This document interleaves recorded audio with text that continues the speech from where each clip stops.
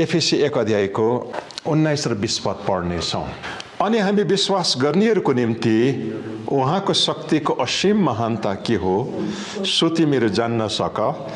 त्यो शक्ति उहाँको महान सामर्थ्यको काम नै हो जो उहाँले ख्रिस्टमा पुरा गर्नुभयो जब उहाँले ख्रिस्टलाई मरेकाहरूबाट जीवित पार्नुभयो अनि स्वर्गीय स्थानहरूमा आफ्नै दाहिने बाहुलीपट्टि बसाल्नुभयो। शक्तिशाली कुरा चाहिँ के हो भनेदेखि जब प्रभु येशू मरेकोबाट बौरी उठ्नुभयो, चेलाहरू कहाँ 40 दिनसम्म अलग अलग ठाउँमा देखा पर्नुभयो अनि 40औं दिन बित्दै गर्दाखेरि उहाँ स्वर्ग उचालिनुभयो अनि उहाँलाई परमेश्वरले लगेर सिंहासनको दाहिनेपट्टि उहाँलाई बसाउनु भयो अनि येशू ख्रिस्ट बस्नुभयो। आज हामी यो बस्नु भन्ने शब्दको चर्चा केही पल गर्न लागेका छौँ। प्रभु येशू ख्रिस्ट किन चाहिँ बस्नुभयो त? प्रभु येशू थाकेर बस्नु भएको होइन। हामी मान्छेको लागि चाहिँ बस्नु भन्ने कुरा चाहिँ थाकेर बस्छ, खुट्टा गलेर बस्छ। तर प्रभु येशू ख्रिस्ट चाहिँ किन चाहिँ परमेश्वर पिताको दाहिने बाहुलीपट्टि बस्नुभयो भनेदेखि उहाँको मृत्यु र उहाँको पुनरुत्थानले सबै कामलाई सिद्ध्याउनु भयो। अब उहाँले थप्नुपर्ने र गर्नुपर्ने कुरा केही पनि छैन। तपाईँले हिब्रूको पत्रिका 10 अध्यायको 11 र 12 पदलाई पनि पढ्नुहोस् न।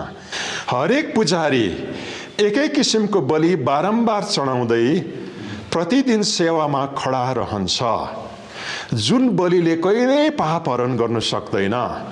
तर ख्रिस्टले त पापहरूको निम्ति सदाको लागि एउटै बलिदान चढाउनुभयो अनि उहाँ परमेश्वरको दाहिने बाहुलीतर्फ विराजमान हुनुभयो। यहाँनिर तपाईँले दुईवटा कन्ट्रास्ट दर्शाउने शब्द तपाईँले देख्नुहुन्छ। पहिलो शब्द तपाईँले 11 पदमा भेटाउनुहुन्छ कि पुजारी चाहिँ सधैँ खडा रहन्छ अनि दोस्रो शब्द चाहिँ तपाईँले के भेटाउनुहुन्छ? येशू ख्रिस्ट चाहिँ हाम्रो महापुजारी भएर एकैपल्टमा सधैँभरिका लागि बलिदान चढाएर बस्नुभयो भन्ने शब्द देख्नुहुन्छ। पुजारी चाहिँ हरेक वर्ष चाहिँ बलिदान चढाउँदाखेरि बसेर चढाउँथेन। महापुजारी जब महापवित्र स्थानभित्र पस्दथ्यो, मन्दिरको मुख्य भागमा भएको तेस्रो कोठाभित्र जब पुजारी पस्दथ्यो, पर्दा हटाएर त्यहाँभित्र बाचाको सन्दुक राखिएका हुन्थे, त्यसमाथि कृपा आसन हुन्थ्यो अनि सुनका स्वर्गदूतहरू त्यसमाथि पखेटा फैलाएर बसिरहेका प्रतिमा बनाइएको थियो अनि त्यहाँनिर पुजारीले रगतलाई चाहिँ छर्कन्थ्यो यसरी सबको स्याउलाले अनि जसै त्यो रगत छर्किन्थ्यो निस्तार चाडको दिन परमेश्वरले इजरायलको पापलाई चाहिँ 1 वर्षको लागि चाहिँ नहेर्ने फैसला गर्नुहुन्थ्यो। अनि पुजारी त्यो बलिदान चढाउनका लागि जसै पस्दथ्यो त्यहाँभित्र पुजारी चाहिँ सधैँ खडा रहन्थ्यो, उभिएर सेवकाई गर्थ्यो। अब पुजारी किन चाहिँ खडा रहन्थ्यो भन्दाखेरि हजारौं वर्षसम्म पुजारी त्यो बलिदान चढाउँदाखेरि ऊ खडा रहनुले चाहिँ के दर्शाउँदथ्यो भनेदेखि यो सेक्रिफाइस चाहिँ इन्कम्प्लिट छ अनि यसलाई लगातार चढाएकै हरेक साल चढाइनु पर्दथ्यो। अनि पुजारीले हरेक साल उभिनुले चाहिँ के दर्शाउँदथ्यो भनेदेखि यो चाहिँ टेम्पोरेरी मेजर मात्र हो, यो एउटा अस्थायी समाधान मात्र हो, यसले चाहिँ सही समाधान ल्याउनु सक्दैन। तर प्रभु येशू जब पृथ्वीमा आउनुभयो उहाँ पुजारी भएर आउनुभयो, उहाँ उद्धारकर्ता, उहाँ राजा मात्र होइन, उहाँ पुजारी पनि हुनुहुन्छ। हिब्रूको पत्रिकाले भन्छ पुरानो करारको पुजारीहरू चाहिँ नि एरोनिक प्रिस्टहुडबाट आउँथ्यो। पुजारी चाहिँ जहिले पनि एउटा ट्राइबबाट मात्र आउँथ्यो, त्यो चाहिँ लेवाइटको ट्राइब थियो, लेवीको ट्राइब। अनि लेवीको ट्राइबमा नि हरेक घरानाको मान्छे चाहिँ पुजारी हुन्थेन, महापुजारी र पुजारी। खालि हारुनको वंशबाट आएको मान्छे मात्र पुजारी हुन्थ्यो। तर प्रभु येशू जब आउनुभयो, प्रभु येशू चाहिँ यहुदाको गोत्रबाट आएको, यसर्थ उहाँ चाहिँ नर्मल पुजारी जस्तो होइन। अनि उहाँको लिनेजलाई चाहिँ उहाँको आउने जुन चाहिँ क्रम छ त्यसलाई चाहिँ केसित हामीले तुलना गर्न सक्छौँ भन्दाखेरि चाहिँ उहाँ चाहिँ हारुनपट्टिबाट आउनु भएन, उहाँ चाहिँ मल्कीसेदेकको अर्डरबाट आउनुभयो भन्ने कुरा चाहिँ तपाईँले हिब्रूको पत्रिकामा पाउनुहुन्छ। अनि मल्कीसेदेक को थियो भन्दाखेरि चाहिँ तपाईँले बाइबलमा स्पष्ट भेट्नुहुन्न। बाइबलमा 2-3 ठाउँमा मात्र मल्कीसेदेकको वर्णन गरिएको छ। अनि थियोलोजियनहरूको भनाइ चाहिँ यसमा एकदमै अलग अलग भनाइ चाहिँ एकअर्कासित मिल्दैन। तर बाइबलले चाहिँ के छ भन्छ भनेदेखि मल्कीसेदेकको बाबु पनि थिएन, आमा पनि थिएन, र पनि अब्राहम जब राजाहरूलाई लडाइँमा जितेर फर्किँदै गर्दा चाहिँ हातमा दाखरस र रोटी लिएर चाहिँ मल्कीसेदेक भेट्न आएको थियो भन्छ। मल्कीसेदेक को थियो भन्दा सालेमको राजा। अनि अचम्म लाग्छ यो सालेम भन्ने चाहिँ कुन ठाउँ हो भन्दाखेरि अब यसमा थुप्रो विमत छ। कतिले यो एउटा जियोग्राफिकल प्लेस भन्छ, कतिले यरुसलेमको अर्को नाम भन्छ। तर वास्तवमा सालेमको राजा भनेको चाहिँ लिटरल मिनिङ के हो तपाईँलाई थाहा छ? शान्तिको राजा। He was the king of peace. अनि म के चाहिँ विश्वास गर्छु र धेरै थियोलोजियनहरूले के विश्वास गर्छ भनेदेखि नि मल्कीसेदेक चाहिँ वास्तवमा पुरानो करारमा चाहिँ यीशु ख्रीष्ट आफै हुनुहुन्थ्यो। त प्रभु यीशु जब नयाँ करारमा शरीरमा जब जन्म लिएर आउनुभयो त त्यति बेला उहाँ पुजारीको रूपमा आउनुभयो। मल्कीसेदेकको रूपमा परमेश्वरले जुन कुरा अगाडि नै देखाइसक्नु भएको थियो त्यो कुरालाई उहाँले फिजिकली फुलफिल गर्नका लागि चाहिँ पृथ्वीमा आउनुभयो। अनि यीशु प्रभु पुजारी को रूपमा उहाँ आउनुभयो। अनि पुजारीले हरेक वर्ष भाँडामा भेडाको रगत लिएर या साँडेको रगत लिएर प्रवेश गर्दथ्यो। तर प्रभु यीशु शरीरले बनाएको पवित्र स्थान र मन्दिरमा होइन, तर स्वर्गमा भएको असली ओरिजिनल होली प्लेसभित्र पस्नुभयो। अनि हातमा चाहिँ उहाँले आफ्नो रगत बोकेर पस्नुभयो। अनि उहाँले जसै त्यो रगत चाहिँ परमेश्वरको अगाडि जसै खन्याउनु भयो स्वर्गको पवित्र स्थानमा, त्यो एउटा रगतले चाहिँ सृष्टि बनिएको समयदेखि जबसम्म यो संसार रहन्छ तबसम्म जन्मिने हरेक मानिसहरूको अधर्मलाई चाहिँ एकैपल्टमा क्षमा गर्यो। उहाँको बलिदानले पापको शक्तिलाई पनि हामीदेखि उखेल्यो। अनि हामीले गरेको पापको कार्यलाई पनि सधैँभरिको लागि मेट्यो। अनि त्यस दिन उहाँले हामीलाई धर्मी ठहराउनु भयो। अनि धर्मी भनेको चाहिँ पाप क्षमा पाएको मान्छे होइन। धर्मी भनेको चाहिँ कहिले पाप नगरेको मान्छे, निष्खोट।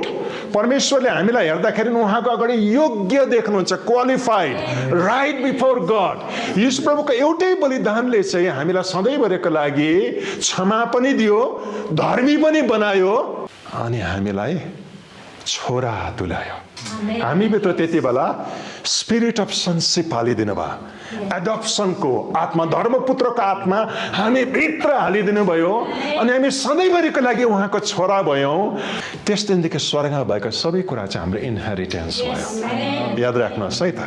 यसो त प्रभु यीशु जब जसै क्रुसमा मारिनुभयो, आफ्नो बलिदान जब चढाउनु भयो, कार्य सिद्धियो, काम सकियो। यसकारण अब चाहिँ उहाँ गएर बस्न सक्नुहुन्छ। किन बस्नुभयो भन्दाखेरि काम सिद्धियो।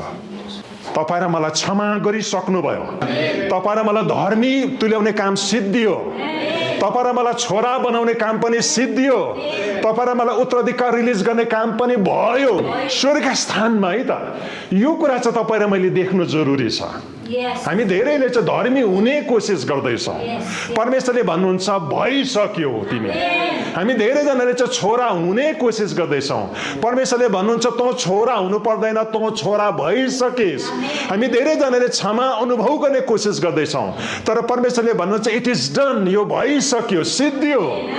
यसै कारण प्रभु यीशु जब क्रुसमा मारिनुभयो, यूहन्ना 19 अध्यायको 20 पदमा प्रभु यीशुले भनेको शब्द साह्रै शक्तिशाली छ। उहाँले जसै त्यो सिपाहीले घोचामा हालेर जब सिर्का दियो, प्रभु यीशुले त्यो सिर्का मुखले चाख्नुभयो। अनि क्रुसमा झुन्डिँदाखेरि उहाँले के भन्नुभयो? अब सिद्धियो, इट इज फिनिस्ड। थुप्रो कुरा त्यस दिन सिद्धियो। पुरानो करारको जति पनि रिक्वायरमेन्ट र डिमान्डहरू छ नि, कम्प्लिट भयो त्यस दिन। प्रभु यीशुले पुरानो करारलाई रद्द गर्नु भएन, उहाँले पुरानो करारलाई फुलफिल गर्नुभयो। उहाँले व्यवस्थाको डिमान्डहरूलाई क्यान्सल गर्नु भएन, व्यवस्थाको डिमान्डलाई मिट गर्नुभयो। याद राख्नुहोस्, यसकारण प्रभु यीशुले बाइबलमा के भन्नुभएको छ, म व्यवस्था रद्द गर्नु आएको भनेर नसोच।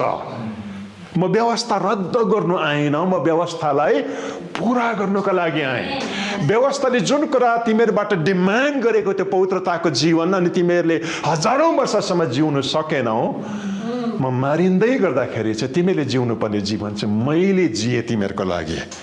यसर्थ अब यो चाहिँ तिमीले सिद्धैमा पाउँछौ मैले जिएको कारण। यसर्थ व्यवस्था चाहिँ के भयो, अब पुरा भयो, काम के भयो, सिद्धियो। तपाईले यसो हेर्नुभयो भनेदेखि उत्पत्तिको किताबमा पनि 7औं दिनमा चाहिँ परमेश्वरले विश्राम गर्नुभयो, बस्नुभयो भन्ने कुरा तपाईँले भेटाउनुहुन्छ। सब्बात भन्ने कुरा 7औं दिनमा परमेश्वरले किन चाहिँ विश्राम गर्नुभयो भन्दाखेरि नि 6 दिनसम्म चाहिँ काम सकियो। सब्बातको दिन चाहिँ के थियो भन्नुहोस् त, अन्तिम दिन थियो। परमेश्वरले 6औं दिनमा जब काम सिद्ध्याउनु भयो, 7औं दिनमा उहाँ बस्नुभयो, थाकेर होइन। किन बस्नुभयो भन्दाखेरि उहाँले आफ्नो कामलाई के गर्नुभयो, सिद्ध्याउनु भयो। तर दुःखको कुरा, उत्पत्ति 3 अध्यायमा आइपुग्दाखेरि आदमले गरेको अधर्मले फेरि पनि बिसाएको परमेश्वरलाई चाहिँ कार्यमा तानेर ल्यायो। किनकि आदमले चाहिँ परमेश्वरको अगाडि आफ्नो स्टेटसलाई हरायो आफ्नो राजी खुसीले। अनि सृष्टिमा बिसाएको परमेश्वर चाहिँ फेरि कार्यमा लाग्नु पर्यो। उहाँले उद्धारको योजनालाई त्यहाँदेखि स्टार्ट गर्नुभयो, हजारौं वर्षसम्म त्यसलाई एक्जिक्युट गर्नुभयो। अनि क्रुसमा जसै उहाँ मारिनुभयो, उहाँले भन्नु अब सिद्धियो। अनि त्यति बेला परमेश्वरले आफ्नो कामलाई सिद्ध्याउनु भयो। बौरी उठ्दाखेरि उहाँ उचालिनु भयो, अनि उहाँ आफ्नो सिंहासनको दाहिने बाहुलीपट्टि गएर बस्नुभयो। आजको दिन स्वर्गले तपाईँलाई हेर्दाखेरि के देख्छ तपाईँलाई थाहा छ? कम्प्लिट मान्छे देख्छ। तपाईँ क्षमा पाएको मान्छे हुनुहुन्छ, तपाईँको पापको रेकर्ड छैन। प्रभु यीशुले तपाईँलाई पापदेखि बाहिर निकाल्ने काम गरिसक्नु भएको छ। यसर्थ तपाईँको ह्याबिटमा पाप नहराए पनि तपाईँको आत्मामा चाहिँ पाप उखेलिसकेको छ, इरेडिकेट भइसकेको छ। स्वर्गले आजको दिन तपाईँलाई हेर्दाखेरि स्वर्ग स्थानमा चाहिँ उहाँले तपाईँलाई के देख्नुहुन्छ? धर्मी मान्छे। तपाईको अनुभव यससित नमिले तापनि चिन्ता नगर्नुहोस्, ढिलो छिटो यो के हुनेछ, आउनेछ। प्रभु यीशुमा विश्वास गर्ने मान्छेलाई चाहिँ परमेश्वरले नि कम्प्लिट मान्छे देख्नुहुन्छ, निर्माण भएको, धर्मी ठहरिएको, क्षमा पाएको, छोरा भएको, उत्तराधिकार प्राप्त गरेको। आज स्वर्गको आँखाले चाहिँ तपाईँले आफैलाई देख्नु चाहिँ सक्नुभयो भनेदेखि तपाईको जिउने तरिका र हेर्ने तरिका बदलनेछ। तपाईले आफूलाई धर्मी देख्ने कोसिस नगर्नुहोस्, तपाई धर्मी हुनुहुन्छ। तपाईले आफैलाई पवित्र देख्ने कोसिस नगर्नुहोस्, तपाई अलरेडी के हुनुहुन्छ? पवित्र हुनुहुन्छ। स्वर्गले चाहिँ तपाईलाई हेर्दाखेरि पवित्र देख्नुहुन्छ, धर्मी देख्दछ। अनि परमेश्वरले आजको दिन तपाईँ र मलाई भन्दै हुनुहुन्छ, काश मैले चाहिँ मेरो सिंहासनबाट तँलाई हेर्दाखेरि के चाहिँ देख्दैछु, तैँले त्यो देख्न सके त हुने थियो। हाम्रो सारा समस्या चाहिँ त्यो देख्नु नसक्नुमा छ। परमेश्वरले भन्दै हुनुहुन्छ, म जे देख्दैछु तैँले त्यो देख्नको लागि प्रार्थना गर। अनि यसलाई चाहिँ म भन्छु प्रकाश। बाइबलले यसलाई प्रकाश भन्छ। मैले भने नि चर्चलाई टिचिङ मात्र होइन, चर्चलाई चाहिँ प्रकाशको खाँचो छ। म प्रार्थना गरिरहन्छु कि हाम्रो प्रभु यीशु ख्रीष्टको परमेश्वर र महिमाका पिताले उहाँलाई चिन्नका लागि तिमीहरूलाई बुद्धि र प्रकाशको आत्मा दिउन्।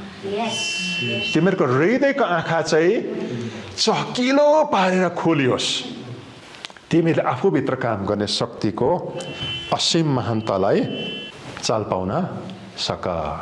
दोस्रो कुरामा म प्रवेश गर्दैछु। स्वर्गमा जुन कुरा भइसके स्वर्ग स्थानमा, अब त्यो कुरालाई चाहिँ पृथ्वीमा जिउन जरुरी छ। त्यस कुरालाई हामीले दैनिक जीवनमा जीवनशैलीको रूपमा जिउनु चाहिँ जरुरी छ। त्यति बेला चाहिँ के हुन्छ? स्वर्गमा तपाईँको इच्छा जे छ पृथ्वीमा पुरा गरियोस्। स्वर्गमा तपाईँको राज्य जो छ पृथ्वीमा आओस्। त स्वर्ग र पृथ्वी चाहिँ कनेक्ट हुनु एकदमै जरुरी छ। अलाइनमेन्टमा आउनु र एउटै लाइनमा जिउनु चाहिँ जरुरी छ। सुरुमा परमेश्वरको योजनै त्यही थियो। वास्तवमा आदमको जमानामा चाहिँ स्वर्ग र पृथ्वी अलग अलग थिएन। उत्पत्ति 3 अध्यायमा आउँदाखेरि चाहिँ स्वर्ग र पृथ्वी चाहिँ के भएको छ, चुडेर अलग भएको छ। तर मिठो कुरा चाहिँ के हो भनेदेखि नि प्रभु यीशुले सिकाएको कुरा चाहिँ के हो, स्वर्ग चाहिँ पृथ्वीमा ओर्लन सक्छ। अनि परमेश्वरले हामीलाई स्वर्गद्वारा जिएको देख्न चाहनुहुन्छ। यसर्थ अब स्वर्गमा भइसकेको कुरालाई चाहिँ हामीले पृथ्वीमा जीवनशैलीमा जिउन चाहिँ जरुरी छ भन्ने कुरा चाहिँ अब यहाँदेखि अगाडि चाहिँ तपाईँले एफिसीको पत्रिकामा भेटाउनुहुन्छ। एफिसी 4 अध्यायको 1 देखि लिएर 3 पद पढौँ। यसकारण म प्रभुको निम्ति एक कैदी तिमीलाई आग्रहपूर्वक बिन्ती गर्दछु कि जुन बोलावटमा तिमीलाई बोलाइएको छ त्यही योग्यको जीवनयापन गर। सारा दीनता, नम्रता र धैर्यसँग एउटाले अर्कोलाई प्रेममा सहेर शान्तिको बन्धनमा पवित्र आत्माको एकता कायम राख्न प्रयत्न गर। अब यहाँनिर चाहिँ के लेखेको छ भनेदेखि तिमीहरूको बोलावटलाई चाहिँ जिउनु सुरु गर। त्यसको मतलब चाहिँ के हो, स्वर्गमा चाहिँ तिमीलाई धर्मी बनाइसकेको छ, तिमीहरूको बोलावट चाहिँ के हो, पृथ्वीमा त्यसलाई जिउनु सुरु गर्नु। अनि कस्तो जीवन बिताउनु अरे, दीनताले भरिएको जीवन, नम्रताले भरिएको जीवन, धैर्यमा एउटाले अर्कोलाई प्रेममा सहनु, शान्तिको बन्धनमा पवित्र आत्माको एकता कायम राख्न प्रयत्न गर। यसको मतलब चाहिँ के हो भने स्वर्गमा धर्मी भइसके भनेर जुन मान्छेले देख्दछ उसले देखेको कुरा चाहिँ रिलेसनसिपमा चाहिँ प्रकट हुन सुरु हुँदछ। अर्को मान्छेसित जिउने रिलेसनसिपभित्र, सम्बन्धभित्र, चर्चभित्र अनि चर्चदेखि बाहिर पनि। यसो त स्वर्गमा हामीले जुन धार्मिकतालाई प्राप्त गर्यौं, म धर्मी भइसकेको मान्छे हुँ, परमेश्वरले मलाई चोखो पारिसक्नु भएको छ, उहाँको छोराको आत्मा म भित्र हालिसकेको छ, मेरो पाप क्षमा गरिसकेको छ, म भित्र पवित्र आत्मा हालिदिएको छ भनेर जुन मान्छेले विश्वास गर्दछ उसले देखेको कुरा चाहिँ केमा प्रकट हुनु पर्यो, जीवनमा प्रकट हुनु पर्यो। सम्बन्धमा के देखा पर्नु जरुरी छ, दीनता, नम्रता, धैर्यमा एउटाले अर्कोलाई प्रेममा सहेर। गाह्रो पर्ने परिस्थिति आउँछ सम्बन्धभित्र र पनि धर्मी भइसकेको मान्छेले चाहिँ सहनु सक्छ। धर्मी भइसकेको मान्छेले भनेको जस्तो परिस्थिति छैन भने प्रेम गर्नु सक्छ। तपाईँ कोठाभित्र एक्लै हुनुहुन्छ, रिस उठाउने मान्छे कोही पनि छैन, च्यालेन्ज गर्ने मान्छे कोही पनि छैन, अनि म नम्र भनेर कोठाभित्र चाहिँ के हुँदैन, नम्रताको जरुरतै पर्दैन। नम्रताको मिनिङ चाहिँ कहाँभित्र हुन्छ भनेदेखि तपाईँलाई च्यालेन्ज गर्ने मान्छेको बिचमा, तपाईँलाई नपत्याउने मान्छेको बिचमा, तपाईँलाई घोच्ने मान्छेको बिचमा, तपाईँलाई ठुङ्ने मान्छेको बिचमा। तपाईँको काम गर्ने ठाउँमा जानुहोस्, थोरै सुर्दो मान्छेहरू भेट्नुहुन्छ। तपाईँको अफिसमा, तपाईँको काम गर्ने ठाउँमा, बजारमा जाँदाखेरि लाइन नागेको, धम्की दिएको, धमास दिएको, चर्चभित्रै हुँदै गरेको कुरामा नि कोही कोही बेला त के लाग्छ भनेदेखि यस्तो मान्छे त मैले नि लालबजारमा पनि भेटेको थिइनँ कहिले, जस्तो चाहिँ चर्चभित्र भेट्दैछु भन्ने नि। म जान्दिनँ तपाईँको अनुभव चर्चभित्र कस्तो छ, तर रिलेसनसिप चाहिँ एउटा गाह्रो कुरा तपाईँले त्यहाँ महसुस गर्नुहुन्छ। तर तपाईँ स्वर्गमा धर्मी ठहरिएको देख्नुहुन्छ भनेदेखि नि तपाईँले त्यसलाई कहाँ जिउनुहुन्छ, सम्बन्धभित्र जिउनुहुन्छ। चर्चभित्रको सम्बन्धमा, समाजसितको सम्बन्धमा, छिमेकीसितको सम्बन्धमा, काम गर्ने ठाउँसितको सम्बन्धमा। जब तपाईँलाई त्यो आउँछ परीक्षा, त्यति बेला तपाईँले आफूलाई सम्झना गराउनुहुन्छ, म चाहिँ के हुँ, धर्मी मान्छे हुँ। धर्मी मान्छेले चाहिँ कस्तो बिहेभ गर्नुपर्छ तपाईँले आफूलाई सम्झना गराउनुहुन्छ।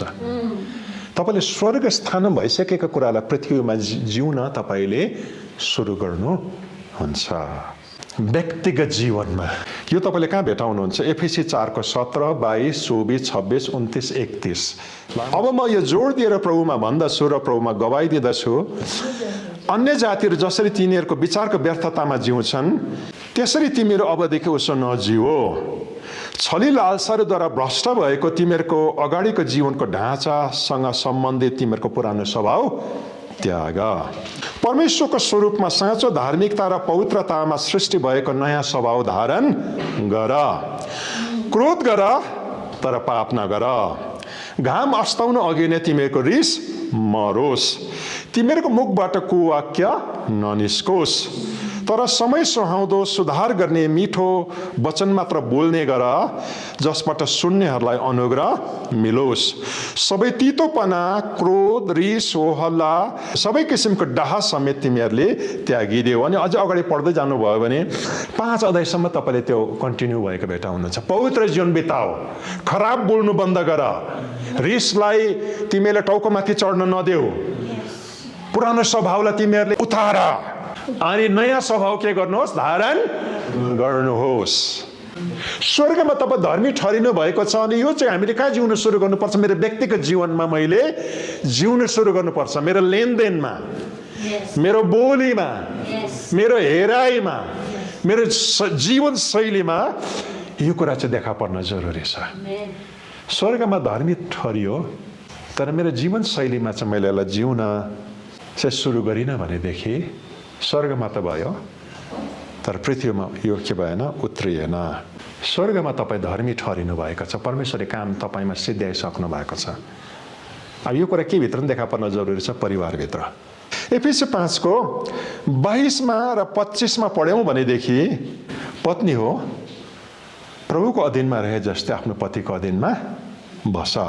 पति हो आफ्नै पत्नीहरूलाई प्रेम गर जसरी ख्रिस्टले पनि मण्डलीलाई प्रेम गर्नुभयो र त्यसको निम्ति आफैलाई अर्पण गर्नुभयो।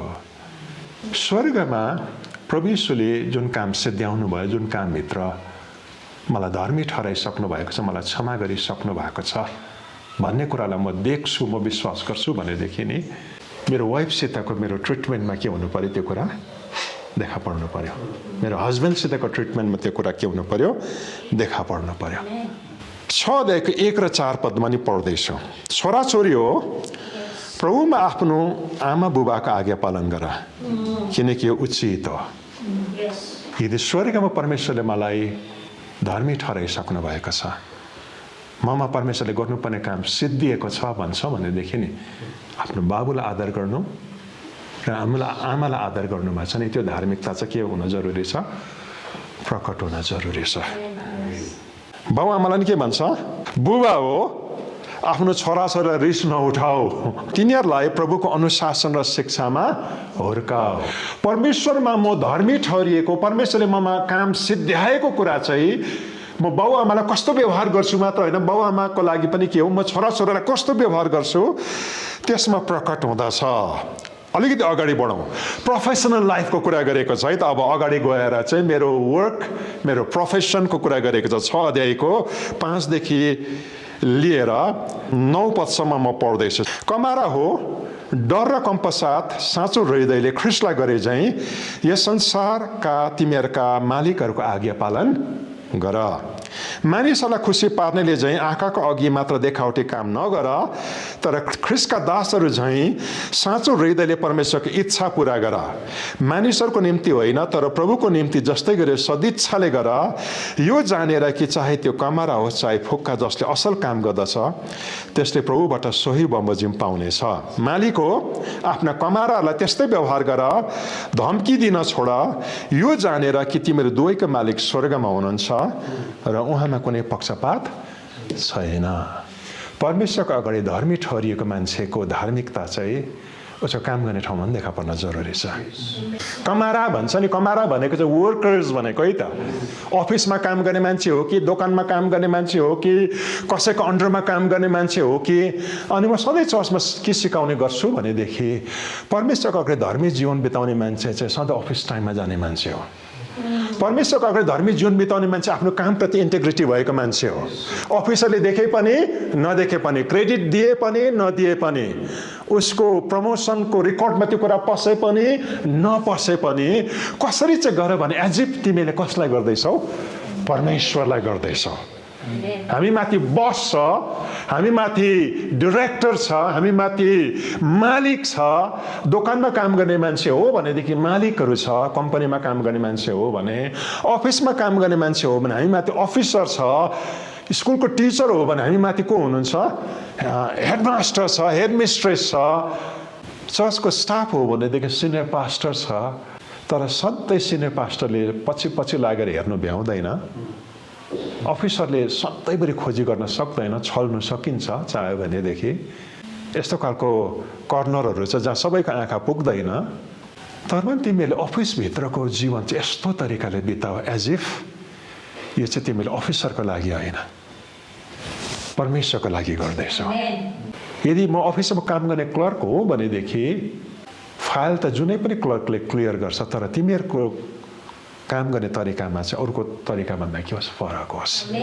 तिमीहरू डक्टर हो भनेदेखि तिमीहरूको क्लिनिकमा आउने पेसेन्टलाई अरू डक्टरले पनि हेर्छ, तर तिमीहरूले चाहिँ यस्तो तरिकाले हेर कि परमेश्वर हेर्दा चाहिँ धार्मिकता चाहिँ त्यसमा देखोस्। कोही कोही बेला चित्त चाहिँ कहाँ दुख्छ भन्नुहोस् त, कति गर्दा नि बसले देखेन भने, क्रेडिट दिएन, या त्योभन्दा बेसी मन त कति बेला दुख्छ भन्नुहोस् त। मैले गरेँ अनि मैले गरेको क्रेडिट लिएर चाहिँ अर्को मान्छे प्रमोसन भयो भने कस्तो लाग्छ भन्नुहोस् त। त्यति बेला चाहिँ चित्त दुख्छ है त। तर बाइबलले के भन्छ, क्रेडिट अरूले नै लग्यो भने पनि तिमीले के भन्दा यो त मैले कसको लागि गरेको हो, परमेश्वरको लागि गरेको। हामीलाई धेरैचोटि लाग्छ गीत पो परमेश्वरको लागि गाउँछौँ, प्रार्थना पो परमेश्वरको अगाडि गर्छौँ, भेटी पो परमेश्वरको अगाडि चढाउँछौँ, अफिस टाइममा पुग्नु परमेश्वरको लागि हो र जस्तो लाग्ला है त। तर परमेश्वरले भन्छ मेरो अगाडि गर, मेरो निम्ति गर। म पनि पहिला जब मिनिस्ट्रीको एउटा अफिसमा काम गर्थेँ, मिनिस्ट्रीको बस नभएको बेलामा चाहिँ के हुन्थ्यो भनेदेखि म छिटै निस्किँदा 2 बजे नै निस्किहाल्थेँ। त्यहाँदेखि भिजिट जान्थेँ, कोही बेला कटेज मिटिङ जान्थेँ, कोही बेला आधा दिनमै निस्केर हिँडिहाल्थेँ। तर जब परमेश्वरले कुरा बोल्न सुरु गर्नुभयो मलाई यति बेसी भित्र नमिठो लाग्यो। कटेज मिटिङ जानुको लागि टाढो टाढो त्यति बेला चाहिँ अब 5 किलोमिटर 6 किलोमिटर चाहिँ हिँड्नु पर्थ्यो। 1 घन्टा छिटो निस्क्यो भने मैले के डिसाइड गरेँ, भोलिपल्ट चाहिँ म 1 घन्टा एक्स्ट्रा बस्छु, ताकि बसले देखेन भने पनि ईश्वरको अगाडि चाहिँ मेरो विवेक के बसोस्, सफा बसोस्। अब शक्तिशाली कुरा चाहिँ के हो भनेदेखि नि आफूले काम गर्दै गरेको ठाउँलाई माया गर्न जरुरी छ। जुन ठाउँबाट हाम्रो पेट पाला हुँदैछ त्यो ठाउँलाई मन पराउन जरुरी छ, त्यो जबलाई मन पराउन जरुरी छ, त्यसप्रति के हुन जरुरी छ, लयल हुन चाहिँ जरुरी छ। किनकि धार्मिकता चाहिँ कहाँ देखा पर्नु जरुरी छ, हाम्रो वर्क प्लेस, हाम्रो प्रोफेसन, हाम्रो काम गर्ने तरिकामा देखा पर्न जरुरी छ। मालिकहरूको लागि नि के भन्छ भनेदेखि यदि हामी बस हौँ, इम्प्लोयर हौँ, रेस्पोन्सिबिलिटीमा बसेको मान्छे हौँ भनेदेखि आफू मुनिको कमारा भन्नुको त सब अर्डिनेन्सहरूसितको तिमीहरूको व्यवहारलाई कुन चस्माले हेर, स्वर्गमा परमेश्वरले तिमीहरूलाई गरिसकेको कुराको चस्माले तिमीहरूले त्यसलाई हेर। कस्तो व्यवहार गर, यस्तो तरिकाले व्यवहार गर कि परमेश्वर तिमीहरूको मालिक हुनुहुन्छ र परमेश्वर तिमीलाई कस्तो व्यवहार गरोस् भन्ने चाहन्छौ त्यस्तो व्यवहार गर। म सधैँ हाम्रो चर्चको इम्प्लोयरहरूलाई म के भन्ने गर्छु भनेदेखि नि 8 घन्टाभन्दा बढी काम नलगाऊ। हो अब प्राइभेट काम हो, अरू ठाउँ काम छैन अनि बसेर पनि गर्नुपर्ने बाध्यता हुन्छ, तर ओभर टाइम काम लाउँछ भने देऊ त्यसको पैसा।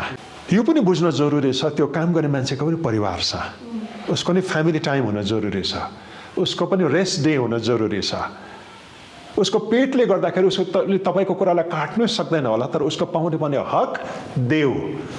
तपाईको कम्पनीमा हुँदै गरेको इन्कम चाहिँ यति प्रशस्त छ कि कमसेकम उसलाई एउटा डिसेन्ट स्यालेरी चाहिँ दिन सक्छ भनेदेखि उसले कम्ती स्यालेरीमै काम गर्ने बाध्यता छ भने पनि उसको हक चाहिँ के गरे उसलाई देऊ। किनभनेदेखि परमेश्वरले जस्टिसलाई चाहिँ नि केमा देख्न चाहनुहुन्छ, हाम्रो प्र्याक्टिसमा देख्न चाहनुहुन्छ। अनि यो पनि मैले कसको लागि गर्नु पर्यो, मेरो इम्प्लोइको लागि होइन, मेरो कर्मचारीको लागि होइन, यो चाहिँ मैले कसको लागि गर्नु पर्यो, परमेश्वरको लागि। ठिक हो कुरा? मैले संसारको जुनै ठाउँमा गएर यो कुरा प्रचार गरेँ भने नि ठिक हो भन्छ, तर आज मैले तपाईँलाई खास देखाउन खोजेको कुरा यो होइन। जो पनि म यो स्वर्गमा परमेश्वरले हामीलाई सिद्ध्याइसकेको कामलाई, कम्प्लिट गरिसकेको कामलाई पृथ्वीमा जिउनु जरुरी छ। हस्बेन्ड वाइफको सम्बन्धभित्र, बाउ-आमा छोराछोरीको सम्बन्धभित्र, काम गर्ने ठाउँको सम्बन्धभित्र, या छिमेकीसितको सम्बन्ध या अर्को मान्छेसितको सम्बन्धमा जिउनु जरुरी छ भनेको र जब म संसारमा जुनै पनि ठाउँमा प्रचार गर्छु 2वटा कुरा चाहिँ मान्छेको भित्र हुँदै गरेको हुन्छ। पहिलो रियलाइजेसन तपाईँको भित्र के हुँदैछ, यो कुरा ठिक हो भन्ने हुँदैछ, जिउनु पर्ने तरिका चाहिँ यो हो। यो चाहिँ फर्स्ट रियलाइजेसन हो। तर दोस्रो रियलाइजेसन के हुन्छ भन्नुहोस्, तपाईँलाई थाहा छ? तर मैले चाहिँ सकेको छुइनँ भन्ने, हस्बेन्डको रूपमा म फेल भएको छु भन्ने रियलाइजेसन हामी अनुभव गर्छौँ। वाइफको रूपमा मैले जस्तो जीवन जिउनु पर्थ्यो त्यस्तो जिउनु सकेको छैन। रिलेसनसिपमा म के भएको छु? फेल भएको। यो चाहिँ आइडियल कन्डिसन हो। आइडियल भनेको बुझ्नुहुन्छ, यसलाई चाहिँ कि यो आदर्श एउटा स्थिति हो, यसलाई आइडियल स्टेट भन्छ है त। आइडियल कन्डिसन हुनु चाहिँ यस्तो पर्ने हो। हामीलाई थाहा छ यो सही हो, हामी कोही पनि यसमा असहमत छैनौँ। जिउनु पर्ने चाहिँ यही हो, द्याट्स राइट भन्ने हुन्छ है त, फर्स्ट रियलाइजेसन। तर त्यो रियलाइजेसनको पछाडि अर्को एउटा रियलाइजेसन चाहिँ के हुन्छ, त्यसभित्र तपाईँले आफ्नो फेलियर देख्न सुरु गर्नुहुन्छ। मैले यस्तो जीवन जिउन सकेको छैन, सम्बन्धमा म स्ट्रगल गर्दैछु। वाइफलाई म हृदयबाट त माया गर्छु, तर त्यो मायालाई जिउनु चाहिँ मलाई बेला बेलामा के पर्छ, साह्रो पर्छ। हस्बेन्डलाई पनि माया गरेकै हो मैले, तर त्यसलाई जिउनु पो म के भएको छु, असफल भएको छु। म यहाँ उभिएर सक्सेसफुल बाउ भनेर प्रिटेन्ड गर्दिनँ। म मेरो नानीहरूलाई हृदयले माया गर्छु, तर मेरो रियलाइजेसन के हुन्छ भन्नुहोस् त, तपाईँ सफल बाउ हुनु सक्नु भएको छैन। तपाईँ नानीहरूलाई हृदयबाट नै माया गर्नुहुन्छ, तर त्यो मायालाई जिउन सक्नु भएको छैन। काम गर्ने ठाउँप्रति तपाईँ इमान्दार हुनुहुन्छ, तपाईँ मन पराउनुहुन्छ, लयल नै हुनुहुन्छ, तपाईँ नराम्रो मान्छे पनि होइन, तर पनि त्यहाँ जस्तो जिउनु पर्ने हो तपाईँले त्यसलाई जिउन सक्नु भएको छैन। तपाईँको फेलियर चाहिँ के हुन्छ भन्नुहोस् त, चक्किलो हुँदै आउँछ। जो पनि नि परमेश्वरको स्ट्यान्डर्डलाई हामी प्रचार गर्छौँ नि, त्यो स्ट्यान्डर्डभित्र जहिले पनि तपाईँले आफैलाई चाहिँ के देख्नुहुन्छ, हल्का देख्नुहुन्छ। परमेश्वरको माग, परमेश्वरको डिमान्ड जो छ नि, त्यो डिमान्ड चाहिँ यति साह्रो तराजुमा गहकिलो ढक जस्तो छ, जसभित्र चाहिँ तपाईँले आफ्नो जीवनशैलीलाई हेर्दाखेरि चाहिँ त्यो ढकको तराजु चाहिँ तल जान्छ अनि तपाईँको जीवन चाहिँ माथि गएको देख्नुहुन्छ, हल्का भएको देख्नुहुन्छ। अनि यो स्ट्रगल चाहिँ तपाईँको मात्र होइन, यो स्ट्रगल चाहिँ हामी सबैको स्ट्रगल हो। तपाईँ यदि इमान्दार मान्छे हुनुहुन्छ भनेदेखि तपाईँले मानिलिनुहुन्छ, म कोही बेला सफल भएको छु अनि कोही बेला म फेल भएको छु। कोही बेला म यसलाई सही रूपले गरि पनि हाल्छु, तर मेरो जीवनमा मैले काम बिगारेको बेलाहरू पनि प्रशस्तै छ। अनि जीवन चाहिँ कस्तो छ भनेदेखि रोलर कोस्टर। रोलर कोस्टर भनेको तपाईँलाई थाहा छ? रोलर कोस्टरमा जब चढ्छौँ नि, रोलर कोस्टरको दुईवटा एक्सपिरियन्सहरू हुन्छ। म पनि जब पहिलोचोटि रोलर कोस्टरमा चढेँ, यस्तो उकालो उकालो उकालो मजा त उकालो उकालो उकालो उकालो माथि पुग्दा तल मसिनो देख्न थाल्छ, रुखहरू पनि मान्छेहरू पनि मसिनो। त्यहाँदेखि त्यो टुप्पा पुगेपछि ओह्रालो जाँदा च्यु। हामी प्रायःको जीवन चाहिँ रोलर कोस्टर नै हो। मेरो वाइफसितको सम्बन्धमा आज त म यस्तो सहन्छु, धीरज साथ उसको कतिवटा मन दुखेको कुरालाई त्यहाँ सहिसकेर त्यहाँदेखि झगडा भएन भने बेलुका मलाई के लाग्छ, साँचो त मैले सकेँ भन्ने। अर्को दिन ओह्रालो झरिहाल्छ। हिजो पुगेको टुप्पो ओह्रालो के भयो, सस्टेन हुँदैन, के हुन्छ भन्नुहोस् त, ओह्रालो झरि त हाल्छ। आज त म अफिस टाइममा पुग्छु, अर्को दिन भागी त हाल्छु। हेर्नुहोस् है त, आज म सम्बन्धमा सही जिउँछु, भोलिपल्ट फेरि म ओह्रालो झरिहाल्छु। आज म नानीहरूलाई नि संसारको बेस्ट बाउ हुने कोसिस गर्छु। नानीहरूलाई माया गरे बङ्गै त्यत्रो दिनसम्म माया गरेको सुत समेत के गरे एकतालमा सुलाइदिइहाल्यो। त्यहाँ हेर्नुहोस् है त, तपाईँ काम गर्ने ठाउँको बारेमा विचार गर्नुहोस्। त्यहाँ तपाईँको अनुभव के रोलर कोस्टर जस्तै छैन र भन्नुहोस् त?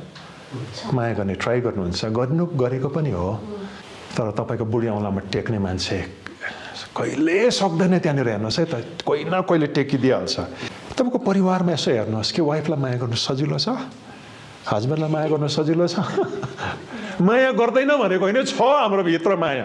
मैले नि माया गरेर त बिहा गरेर ल्याएको होइन, तर जिउनुमा मलाई के पर्छ, गाह्रो पर्छ। त्यो रिस उठेको बेलामा चाहिँ धेरै वर्ष अगाडि गान्तोककै कम्युनिटी हलमा मैले एकजना मान्छेको अनुवाद गर्दै थिएँ। उसले भन्दै थियो, हाम्रो बिहा भएको 50 वर्षभन्दा बढी भयो, कहिले झगडा भएन। ठुस्किन त छोडिदिनुहोस्, डिसएग्रिमेन्ट पनि भएन। मेरो भित्र के भयो, वाह, मलाई सुपरम्यान एक्सम्यान जस्तो लाग्नु थाल्यो हेर्नुहोस् है हेर्दाखेरि। तर त्यो मान्छेको स्टेटमेन्टले चाहिँ नि म एन्करेज भएन। अचानक मैले आफूलाई त्योसित कम्पेयर गर्न सुरु गरि त हालेँ। अनि निस्किँदाखेरि I felt condemned, I felt rejected. मैले आफैलाई दोषी, असफल, नसकेको, त्यो मागलाई भेट्नु नसकेको, काम गर्ने ठाउँमा तपाईँको बसलाई कति माया गरेको र पनि गुण कहिले बुझेन। तपाईँको मुनिको स्टाफलाई पनि तपाईँले लिमिटदेखि बाहिर गएर दया देखाएको र पनि ठुङ्ने बेलामा सबभन्दा फर्स्ट उसले ठुङ्यो। साह्रो पर्दैन र भन्नुहोस् न। अनि हाम्रो जीवन के छ, ओह्रालो झऱ्यो, फेरि के भयो, उकालो चढ्यो, फेरि ओह्रालो झऱ्यो, फेरि उकालो चढ्यो, फेरि ओह्रालो झऱ्यो। आज मैले खास चर्चा गर्ने भाग छ त्यो, हामी सबैका स्ट्रगल। यति हो, हामीले वर्षौँसम्म जिउँदाखेरि अलिकति ढाकछोप गर्न चाहिँ कला विकसित गरेका छौँ। घरभित्र के हुँदैछ, साह्रो बाहिर के हुँदैन देख्दैन। 2 लेयर पर्दा हुन्छ है त, जरुरी पर्ने खिड्की बन्द गर्दा नै हुन्छ, ताकि के हुँदैन, आवाज बाहिर जाँदैन। तर म तपाईँलाई सान्त्वनाका लागि एउटा कुरा तपाईँलाई बताइदिउँ, यो चाहिँ तपाईँ मात्र होइन, यो चाहिँ सबैको स्ट्रगल हो। रोमी 7:19 र 24 पदलाई हामी पढ्छौँ। किनभने असल काम जो म गर्न चाहन्छु त्यो म गर्दिनँ, तर दुष्ट काम जो म गर्न चाहन्न त्यही म गर्नेछु। हाय म कस्तो दुखी मानिस, यस मृत्युको शरीरबाट मलाई कसले छुटाउला। यो स्ट्रगल चाहिँ कसको पनि स्ट्रगल रहेछ भनेदेखि बाइबलको 13वटा किताब लेख्ने पावलको पनि स्ट्रगल रहेछ। मलाई थाहा छ दिस इज राइट, यो सही हो, म चाहन्छु पनि यो गर्नु, गरी पनि हेर्छु, तर म असफल भइपठाउँछु। मलाई थाहा छ यो गर्नु हुँदैन, दिस इज रङ भन्ने कुरा थाहा छ, म त्यसलाई अभोइड पनि गर्छु, र पनि मबाट त्यो फेरि भइहाल्छ। मलाई लाग्छ यो 7:24 पदमा आइपुग्दाखेरि पावल रुँदैछ। उसको भाषालाई हेर्नुहोस्, ऊ के हुँदैछ, हिज क्राइङ, हाय म कस्तो दुखी मानिस। अहिलेको हाम्रो भाषा भन्नुहुन्छ म कस्तो नमिठो अवस्था हो मेरो, कस्तो मिजरेबल छु म भनेको उसले। मलाई थाहा छ वाट इज राइट भन्ने कुरा, तर म जिउन सकेको छैन। मलाई थाहा छ वाट इज रङ भन्ने कुरा, तर म अभोइड गर्दा गर्दा पनि त्यसभित्र पसी पठाउँछु। त्यहाँनिर चाहिँ मलाई साह्रो पर्दैछ, त्यहाँनिर मेरो स्ट्रगल छ। त्यसो भएदेखि समाधान चाहिँ के चाहिँ छ त भन्दाखेरि, अब आज मैले तपाईँलाई खास देखाउन खोजेको चाहिँ समाधान हो। समाधान चाहिँ तपाईँले कहाँ भेटाउनुहुन्छ भनेदेखि एफिसी 2:5 लिएर 6 पदमा, यसकारण हामी पापमा मरेको भए तापनि उहाँले हामीलाई ख्रिस्टसँगै जीवित पार्नुभयो, अनुग्रहबाट नै तिमीले उद्धार पाएका छौ, र उहाँसँग हामीलाई उठाउनु भयो र स्वर्ग स्थानहरूमा ख्रिस्ट येशूसँग बसाल्नु भयो। अब यो चाहिँ नि यस्तो शक्तिशाली सत्यता छ। परमेश्वर यीशु ख्रिस्टलाई लगेर उहाँको सिंहासनको दाहिने बाहुलीपट्टि बसाउनु भयो। किन बसाउनु भयो? किनभने काम सिद्धियो, सकियो। अब यसमा थप्नुपर्ने केही पनि छैन। क्षमा गर्नुपर्ने त्यो गरिसकियो, धर्मी ठहराउनु पर्ने त्यो ठहराइसकियो, छोरा बनाउनु पर्ने त्यो बनाइसकियो, धर्मपुत्रको आत्मा हालिसक्यो, उत्तराधिकार दिइसकियो, आफ्नो बनाइसकियो, छुटकारा गरिसकियो। उहाँ बस्नुभयो। तर उहाँ बस्दै गर्दाखेरि नि त्यो भित्र चाहिँ अर्को एउटा घटना पनि त्यसभित्र चाहिँ घटेको रहेछ। के चाहिँ घटेको रहेछ भन्दाखेरि नि यहाँनिर लेखेको छ, यसकारण हामी पापमा मरेको थियौँ तर ख्रिस्टसँग हामीलाई जीवित पार्नुभयो, अनि उहाँले हामीलाई यीशु ख्रिस्ट सँगसँगै उठाउनु भयो र स्वर्ग स्थानहरूमा यीशु ख्रिस्ट लानु भएर उहाँ सँगसँगै हामीलाई बसाउनु भयो। अब कुरा चाहिँ के आउँछ भनेदेखि नि प्रभु यीशु बस्नुभयो मात्र होइन, स्वर्गले हेर्दाखेरि तपाईँलाई पनि बसेको देख्दैछ। यु आर सिटेड, तपाईँ बस्नु भएको छ। याद राख्नुहोस्, क्रिस्चियन जीवन चाहिँ गर्नुबाट सुरु हुँदैन, बस्नुबाट सुरु हुँदछ। तपाईँले वाचम्यानी भन्ने मान्छेले लेखेको सिट, वक एन्ड स्ट्यान्ड भन्ने किताब पढ्नुभयो भनेदेखि नि त्यो किताबमा नि यति धेरै मद्दत भेटाउनुहुन्छ। शक्तिशाली कुरा चाहिँ के हो भनेदेखि परमेश्वरले हामीलाई दिने जीवन चाहिँ नि म बसेको छु भन्ने रियलाइजेसनबाट सुरु हुन्छ। बस्नु चाहिँ के हो? It's a position of rest. जब हामी बस्छौँ, बस्दाखेरि चाहिँ हाम्रो सारा वेट चाहिँ हामी आफू थाम्दैनौँ, तर जे माथि बसेको छौँ त्यसले लिन सुरु गर्दछ। उभिँदाखेरि चाहिँ हाम्रो सारा वेट हामी बोक्दै गरेका हुन्छौँ, हाम्रो भारी हामीले बोक्दै गरेका हुन्छौँ। आजभन्दा वर्षौँ अगाडि नेपालको मुस्ताङ भन्ने ठाउँमा जब गस्पल वर्कको लागि हामी गयौँ, थुप्रो हिँड्नु पर्यो। अनि 6 दिन हिँड्दाखेरि चाहिँ यति साह्रो हैरान भइसकेका थियौँ। हामी हिँड्दै थियौँ। आफ्टरनुनमा आइपुग्दाखेरि मेरो बल सक्न सुरु भयो। मेरो खुट्टामा यत्रो पानी फोका उठ्न सुरु भयो, ठेला उठ्न सुरु भयो। खुट्टा एक एकवटा खुट्टा चाल्नु साह्रो पर्छ, थाकेर हैरान भएको। टोप्पमा पुग्दाखेरि बागलुङ बजार भेट्यौँ। अनि एकजना मान्छेले भने त्यो 4 बजी अन्तिम गाडी पाउँछ, त्यहाँ पुग्दा झन्डै 4:30 भएको थियो। हेरेको त त्यो अन्तिम बस छुट्दै रहेछ। मेरो एकजना साथीले भारी त्यहाँ फेकेर जसो तसो सकि नसके कुद्यो, गाडी भेट्यो। गाडीको छप्परमा मान्छे बसेको, खिड्कीमा झुन्डेको, दैलोमा झुन्डेको, बस्ने ठाउँ छैन। र पनि हामी गाडीभित्र पस्यौँ। अचम्म तरिकाले त्यो गाडीभित्र 3वटा सिटमा चाहिँ कोही बसेको छैन रहेछ। त्यो फेरि अर्कै कथा छ है त। हामी त्यो 3वटा सिटमा भारी स्वाटै खोलेर बस्यौँ नि। के भयो त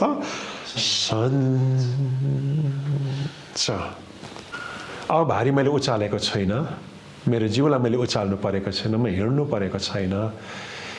त्यो बसेको सिटले र त्यो गाडीले मेरो सारा भार बोकेको छ। अब मैले केही गर्नु पर्दैन, तर त्यो गाडीले मलाई मेरो डेस्टिनेसनमा पुर्याउँछ।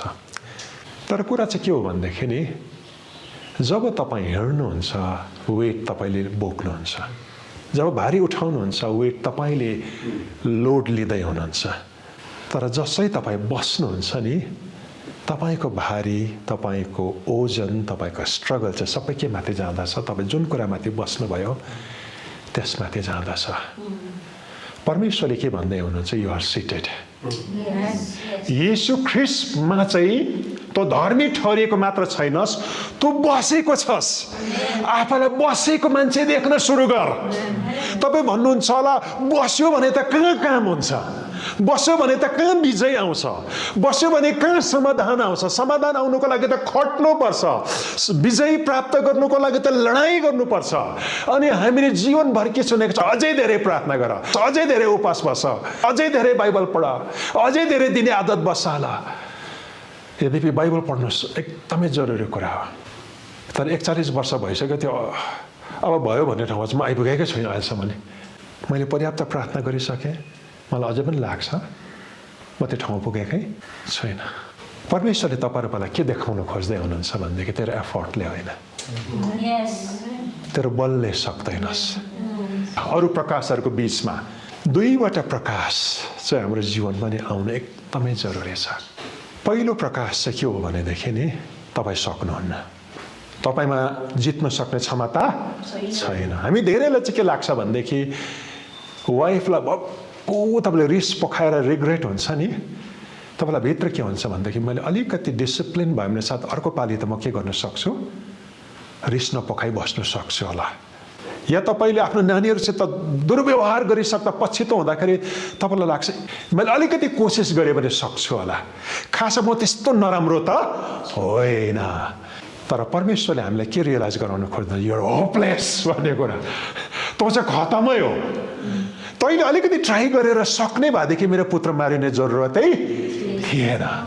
तैँले अलिकति ट्राई गरेर त बेटर हस्बेन्ड हुन सक्ने भएदेखि, तैँले अलिकति ट्राई गरेर बेटर फादर हुन सक्ने भएदेखि, तैँले ट्राई गर्दाखेरि चाहिँ धार्मिकताको जीवन चाहिँ जिउन सक्ने भएदेखि नि व्यवस्था चाहिँ पर्याप्त थियो।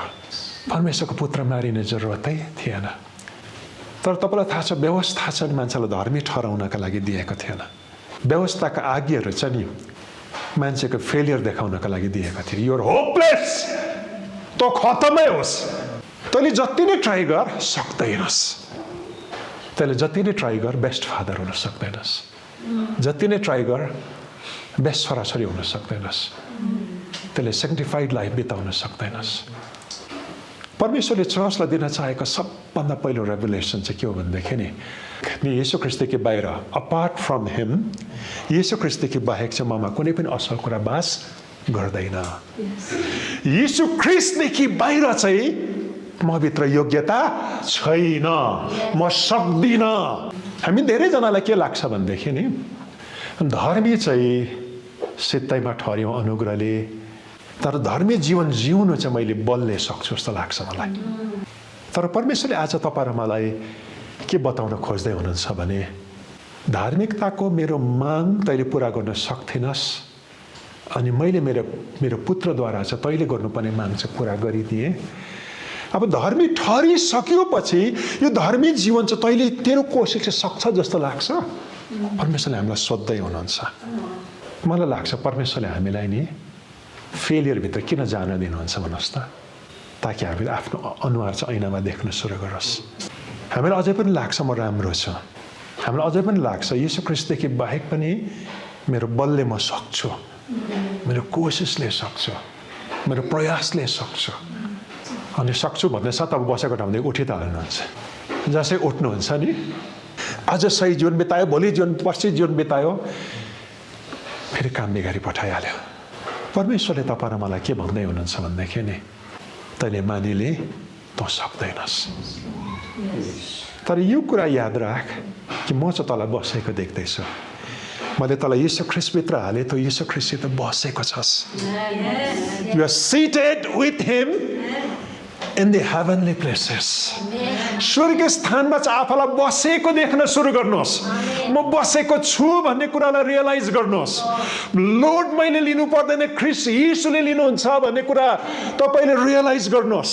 अनि तपाईँले भन्नुहोस् प्रभु म यो पाप माथि विजय जीवन बिताउन सक्दिनँ, मैले ट्राई गरेकै हो, सक्दिनँ। तर अब तपाईँले म भित्र भएर चाहिँ यो पवित्रतालाई जिउन सुरु गर्नुहोस्। येशू ख्रिस्टलाई जिउन दिनुहोस्। एउटा बेस्ट हस्बेन्ड हुनको लागि येशू ख्रिस्टलाई जिउन दिनुहोस्। तपाईँको भित्र बेस्ट वाइफ हुनको लागि येशू ख्रिस्टलाई जिउन दिनुहोस्। बेस्ट छोराछोरी हुनको लागि, बेस्ट फादर हुनको लागि, बेस्ट इम्प्लोइ हुनको लागि, बेस्ट छिमेकी हुनको लागि नि येशू ख्रिस्टलाई जिउन दिनुहोस् तपाईँको भित्र। पहिलो कोरिन्थी 1:30 पढौँ न। परमेश्वर नै येशू ख्रिस्टमा तिमीहरूको जीवनको स्रोत हुनुहुन्छ। ख्रिस्टलाई नै उहाँले हाम्रा बुद्धि, हाम्रो धार्मिकता र पवित्रता, हाम्रो उद्धार बनाउनु भयो। के छ इङ्ग्लिसमा म पढ्दैछु है त, NKJV-बाट। But of him you are in Christ Jesus, who became for us wisdom from God, the righteousness and sanctification and redemption.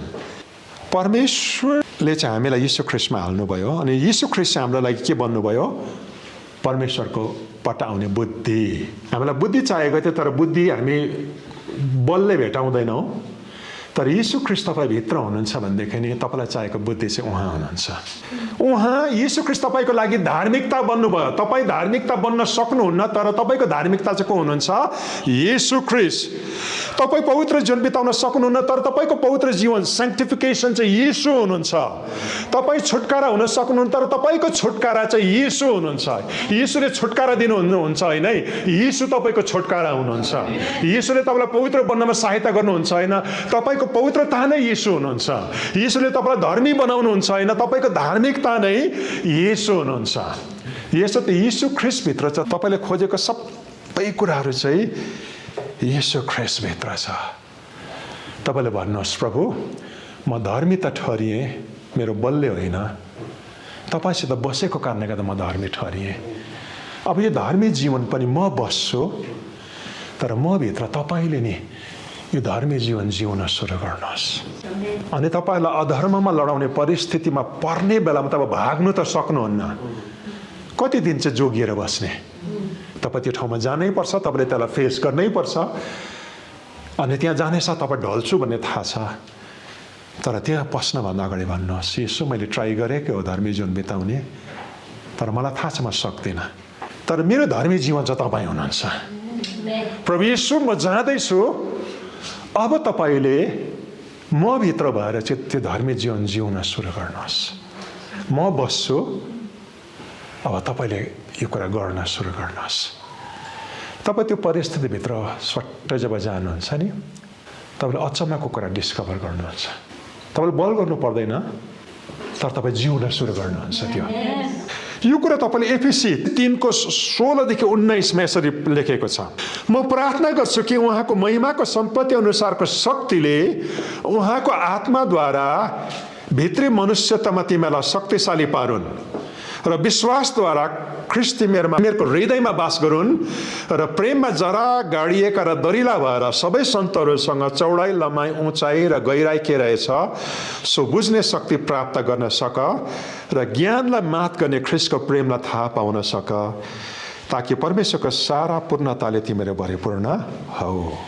तिमीले आफूलाई बसेको देख, तिमीहरू बसेका छौ। तिमीले जसै आफूलाई बसेको देख्छौ त्यति बेला तिमीहरू चाहिँ बसेको छौ, तर तिमीहरू भित्र चाहिँ एउटा शक्तिले काम गर्दैछ, परमेश्वरको आत्माको शक्तिले काम गर्दैछ है त। अनि त्यो शक्तिले चाहिँ तिमीहरूलाई बलियो पार्नेछ। अनि तिमीहरू भित्र यीशु ख्रीष्ट बास गरेको छ। अनि तिमीले त्यति बेला प्रभु यीशु ख्रीष्टको प्रेमको लम्बाइ, चौडाइ, गहिराइ र उचाइलाई चाल पाउन सुरु गर्छौ। तिमीले जसै आफूलाई बसेको देख्छौ, अचानक तिमीले परमेश्वरको आत्मालाई चाहिँ सक्रिय भएको देख्छ। तिमीहरू त बसेको छौ, तर पवित्र आत्माले तिमीहरूलाई त्यो कुरा गराउँछ। यीशु ख्रीष्टले तिमीहरूभित्र बास गर्छ, त्यति बेला तिमीले परमेश्वरको प्रेमलाई रियलाइज गर्न सुरु गर्छ। मैले जिउने जीवन चाहिँ म भित्र भएर उहाँले जिउन सुरु गर्नुहुन्छ। म धर्मी हुन सक्दिनँ, व्यवस्थाको परमेश्वरको रिक्वायरमेन्टलाई म पुरा गर्न सक्दिनँ, उहाँले गरिदिनु भने उहाँले के भन्नुहुन्छ त धर्मी पनि मेरो कारणले गर्दा ठहरिस्, अनि धार्मिकताको जीवन पनि मेरो कारणले गर्दा मात्रै जिउन सक्छस्। तैँले कोसिस नगर, मलाई तँभित्र जिउन दे। त्यति बेला चाहिँ तपाईँले परमेश्वरको प्रेमलाई महसुस गर्नुहुन्छ। तपाईँ असफलताले भरिएको मान्छे, तर परमेश्वरको प्रेमले तपाईँलाई नि सफल मान्छेमा परिणत गर्न सुरु गर्दछ। गलाती 2:20 म ख्रीष्टसँगै क्रुसमा टाँगिएको छु, अब उपरान्त जिउने म होइन, तर ख्रीष्टमा म जिउनुहुन्छ। जुन जीवन शरीरमा म अहिले जिउँछु त्यो परमेश्वरको पुत्रमा विश्वास गरेर जिउँछु, जसले मलाई प्रेम गर्नुभयो र मेरो निम्ति आफूलाई अर्पण गर्नुभयो। पावलले के भन्छ, म ख्रीष्टसँग क्रुसमा टाँगिएको छु, म जिउँदिनँ तर ख्रीष्ट ममा जिउनुहुन्छ। ख्रीष्टलाई उहाँको जीवन तपाईँभित्र जिउन दिनुहोस्। पहिलो रियलाइजेसन चाहिँ म सक्दिनँ भन्ने हो, म होपलेस हो, ममा कुनै असल कुराले बास गर्दैन। संसारको कुराहरूमा चाहिँ तपाईँ सफल हुनुहुन्छ है, तपाईँ गीत गाउन सक्नुहुन्छ, तपाईँ ट्यालेन्टेड मान्छे पनि हुनुहुन्छ, तपाईँले बहुत कुछ गर्न सक्नुहुन्छ, तर परमेश्वरको राज्यको कुराहरूमा चाहिँ तपाईँको ट्यालेन्ट काम लाग्दैन, तपाईँ होपलेस नै हुनुहुन्छ। जति छिटो तपाईँले आफ्नो होपलेसनेसलाई देख्नुहुन्छ, आफ्नो आशाहीनतालाई देख्नुहुन्छ, त्यति नै छिटो तपाईँले नि यीशु ख्रीष्टको सहायतालाई चाहिँ भेटाउनुहुन्छ। Next time I'll do it better भन्नुहुन्न, प्रो म सक्दिनँ, म त होपलेस नै हो, खतम नै हो, मैले सही जीवन जिउन सकेको छुइनँ, तर ख्रीष्टमा म जिउनुहोस्।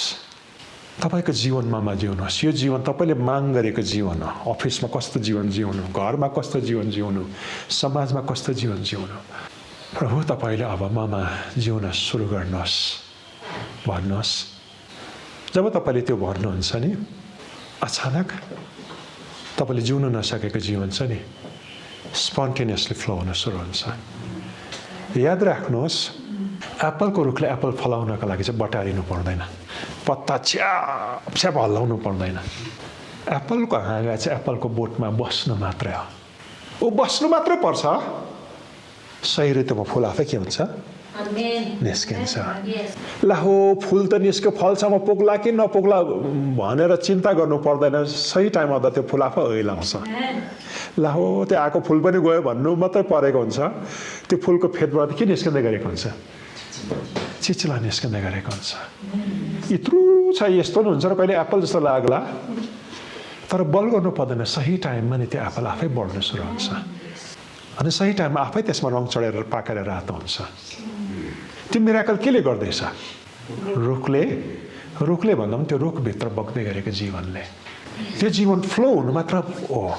अनि शक्तिशाली कुरा चाहिँ के भनेदेखि तपाईँ यीशुभित्र हुनुहुन्छ, यीशुको जीवन तपाईँभित्र बग्दैछ।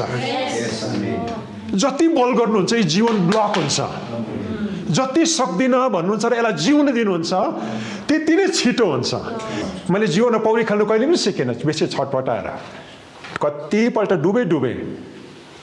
अस्ति थाइल्यान्डमा जब हामी थियौँ परिवारसहित, एकजना दिदी हेरेको समुद्रमा त नि हात पनि चलाउँदैन, खुट्टा उतार्नु परेर पानीमा समुद्रमा नि नचलिकन पानीको वेभ यस्तो यस्तो हुन्छ, उसको बडीमा यस्तो माथि आउँछ उनीहरू जान्छ। बादमा आएर दिदी कसरी सिक्यौ, डुब्दैन? पानीमा फ्लोट हुने कला चाहिँ जानेन, पौडिनु पर्दैन अरे उसले नि। पानीको भरमा छोड्नु चाहिँ जान्यो भनेदेखि नि पानीमा हुनु जस्तो सजिलो केही पनि हुँदैन, यस्तो सजिलो हुन्छ। म चाहिँ पस्ने साथ ट्राई गर्नु थालिहाल्छु, अनि जति ट्राई गरेँ त्यति डुब्छु। तपाईँले धेरैजनाको मोटिभ के छ भन्नुहोस् त? इमान्दार छ, तपाईँले सही जीवन जिउन चाहनुहुन्छ। तर फेलियर चाहिँ कहाँनिर छ भने तपाईँको एफर्टभित्र छ। तपाईँलाई लाग्छ अलिकति ट्राई गरेर म साथमा बेटर मान्छे हुन सक्छु। तर यीशु ख्रीष्ट चाहिँ भन्नुहुन्छ let me live my life in you, let me leave.